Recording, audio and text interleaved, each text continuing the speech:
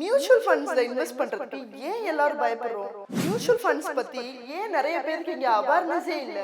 இந்த வீடியோல mutual funds பத்தி ஸ்கிராச்ல இருந்து எக்ஸ்பிளைன் பண்ணியிருக்கோம். ஸோ தெரிஞ்சவங்க தெரியாதவங்க எல்லாருக்கும் யூஸ்ஃபுல்லா இருக்கும். ஸ்கிப் பண்ணாம ஃபுல் வீடியோ பாருங்க. ஃபார் எக்ஸாம்பிள் இமேஜின் பண்ணிக்கோங்க, நீங்கள் உங்கள் 4 ஃப்ரெண்ட்ஸ் எல்லாரும் சேர்ந்து ஒரு பைக் வாங்கணும்னு யோசிக்கிறீங்க. நீங்கள் 5 பேரும் கொஞ்சம் கொஞ்சம் காசு போட்டு அந்த பைக்கை வாங்குறீங்க. உங்களோட ஒவ்வொருத்தரோட கான்ட்ரிபியூஷனுக்கு ஏற்ற மாதிரி அந்த பைக்கோட ஒரு ஷேரை நீங்கள் ஓன் பண்ணுறீங்க. எப்படி நீங்கள் 5 பேர் சேர்ந்து மணி கான்ட்ரிபியூட் பண்ணி ஒரு பைக் வாங்குனீங்களோ, மியூச்சுவல் ஃபண்ட் அதே மாதிரி ஒரு குரூப் இன்வெஸ்ட்மெண்ட். இந்த பூல் ஆஃப் மணியை டிஃப்ரெண்ட் கம்பெனிஸ், கோல்ட்ஸ், பாண்ட்ஸில் ப்ரொஃபஷனல் ஃபண்ட் மேனேஜர்ஸ் இன்வெஸ்ட் பண்ணுறாங்க. ஸோ இதில் உங்களுக்கு ரிட்டர்னாக யூனிட்ஸ் ஆஃப் மியூச்சுவல் ஃபண்ட்ஸ் கிடைக்கும். எப்படி நீங்கள் பைக்கோட ஒரு பார்ட்டை ஓன் பண்ணீங்களோ அந்த மாதிரி. ஒரு சிங்கிள் ஸ்டாக்ல இன்வெஸ்ட் பண்ணுறது தோனி மட்டும் வின் பண்ணணும்னு மேட்ச்சில் பெட் பண்ணுற மாதிரி. ஒருவேளை தோனிக்கு எனக்கு பேட் டேவாக இருந்தால், ஆனால் மியூச்சுவல் ஃபண்ட்ஸில் இன்வெஸ்ட் பண்ணுறது ஹோல் சிஎஸ்கே டீமுக்கு சப்போர்ட் பண்ணுற மாதிரி. ஒருத்தர் ஃபெயில் ஆனாலும் others will make up for it. இதனால தான் மியூச்சுவல் ஃபண்ட் ஒரு safer and smarter way invest பண்ணுறதுக்கு. ஏன் நீங்கள் மியூச்சுவல் ஃபண்ட்ஸில் இன்வெஸ்ட் பண்ணணும்? நீங்கள் ஸ்டாக் மார்க்கெட்டை டெய்லி ட்ராக் பண்ணணும்னு அவசியமே இல்லை. அதெல்லாம் எக்ஸ்பர்ட்ஸ் பார்த்துப்பாங்க. ஃபார் எக்ஸாம்பிள் இமேஜின் பண்ணிக்கோங்க, நீங்கள் சரவண பவனில் போய் சாப்பிட போகிறீங்க. நீங்கள் குக் பண்ணணுமா? அவசியமே இல்லை.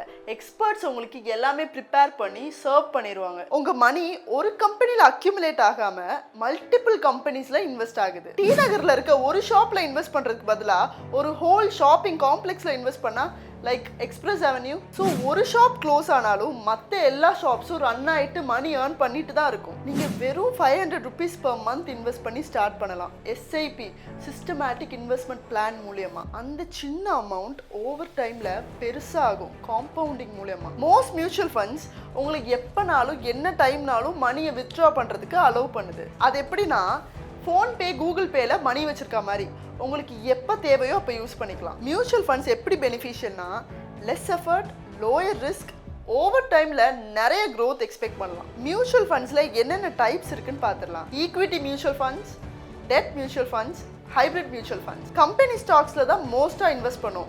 எக்ஸ்பெக்ட் பண்றதே ஹை ரிட்டர்ன்ஸ் தான். லாங் டேர்ம் வெல்த் பில்டிங்க்கு ஈக்விட்டி மியூச்சுவல் ஃபண்ட்ஸ் ஒரு பெஸ்டான ஆப்ஷன். டெட் மியூச்சுவல் ஃபண்ட்ஸ் எதில் இன்வெஸ்ட் பண்ணுன்னா, government bonds, corporate bonds, fixed income செக்யூரிட்டிஸில் இன்வெஸ்ட் பண்ணும். ஷார்ட் டேர்மில் கம்மியான ரிஸ்கில் ஸ்டேபிளான ரிட்டர்ன்ஸ் கொடுக்குற ஒரு பெஸ்ட் ஆப்ஷன். ஃபார் எக்ஸாம்பிள் உங்கள் வீடை நீங்கள் ரெண்ட்டுக்கு விடுறீங்க. ரிஸ்க் இல்லாமல் எப்படி ஸ்டெடியாக உங்களுக்கு இன்கம் வருமோ அதே மாதிரி தான் ஹைப்ரிட் மியூச்சுவல் ஃபண்ட்ஸுங்கிறது. உங்களுக்கு முன்னாடியே எக்ஸ்பிளைன் பண்ணல, ஈக்விட்டி அண்ட் டெட் இது ரெண்டுலையும் சேர்த்து இன்வெஸ்ட் பண்ணுறது தான். இது யாருக்கு பெஸ்ட் ஆப்ஷனா, ஒரு சேஃபான மாடரேட் க்ரோத் எக்ஸ்பெக்ட் பண்ணுறவங்களுக்கு சூட்டபிளாக இருக்கும். ஒரு சாம்பார் சாதம் செய்கிறதுக்கு எப்படி அரிசி, பருப்பு, மசாலா, காய்கறி எல்லாம் பர்ஃபெக்டாக ஆட் ஆயிருக்கோ, அதே மாதிரி தான் ஹைப்ரிட் மியூச்சுவல் ஃபண்ட்ஸில் ஈக்விட்டி அண்ட் டெட் பர்ஃபெக்டாக ஆட் ஆயிருக்கு. மியூச்சுவல் ஃபண்ட்ஸில் எப்படி இன்வெஸ்ட் பண்ணுறதுன்றத 5 சிம்பிளான ஸ்டெப்ஸில் உங்களுக்கு நான் எக்ஸ்பிளைன் பண்ணுறேன். ஸ்டெப் 1, ஒரு கோலை சூஸ் பண்ணிக்கோங்க. வெல்த்தா, சேஃப்டியா இல்லை ரெண்டுமா. ஸ்டெப் 2, என்ன டைப் ஆஃப் மியூச்சுவல் ஃபண்டில் நீங்கள் இன்வெஸ்ட் பண்ண போறீங்கன்றத செலக்ட் பண்ணிக்கோங்க.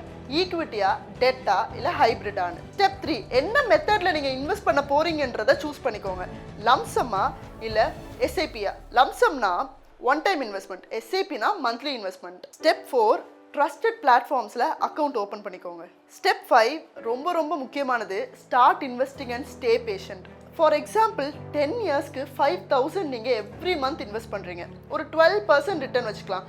அப்போது 11.6 lakhs உங்களுக்கு வரும். இந்த 11.6 lakhsல நீங்கள் இந்த 10 இயர்ஸாக இன்வெஸ்ட் பண்ணது 6 lakhs. உங்களோட க்ரோ ஆன ப்ராஃபிட் அமௌண்ட் 5.6 lakhs. நிறைய பேர் மியூச்சுவல் ஃபண்ட்ஸை பற்றி தப்பாக புரிஞ்சு வச்சுருக்காங்க. அதெல்லாம் என்னென்னு பார்ப்போம். மியூச்சுவல் ஃபண்ட்ஸ் எல்லாம் பணக்காரங்களுக்கு மட்டும்தான் சொல்கிறாங்க. கிடையவே கிடையாது. வெறும் 500 rupees வச்சு நீங்கள் ஸ்டார்ட் பண்ணலாம். நீங்கள் எல்லா மணியும் லூஸ் பண்ணிடுவீங்கன்னு சொல்கிறாங்க. இல்லவே இல்லை. உங்கள் மணி டைவர்சிஃபைடாக நிறைய அசெட்ஸில் இன்வெஸ்ட் ஆகுது. நீங்கள் டெய்லி செக் பண்ணிகிட்டே இருக்கணும்னு சொல்கிறாங்க. இல்லவே இல்லை. இது ட்ரேடிங் இல்லை, லாங் டேர்ம் இன்வெஸ்டிங். சிம்பிளாக, சேஃபாக, ஸ்மார்ட்டாக உங்கள் மணியை க்ரோ பண்ணுறதுக்கு மியூச்சுவல் ஃபண்ட்ஸ் தான் ஒரு கிரேட் சாய்ஸ். ஆனால் மறந்துடாதீங்க, பேஷன்ஸ் ரொம்ப முக்கியம். ஏன்னா mutual funds are for long term, not quick money. நீங்கள் இப்போ உங்களோட மியூச்சுவல் ஃபண்ட் ஜேர்னியை ஸ்டார்ட் பண்ண ரெடி ஆயிட்டீங்களா?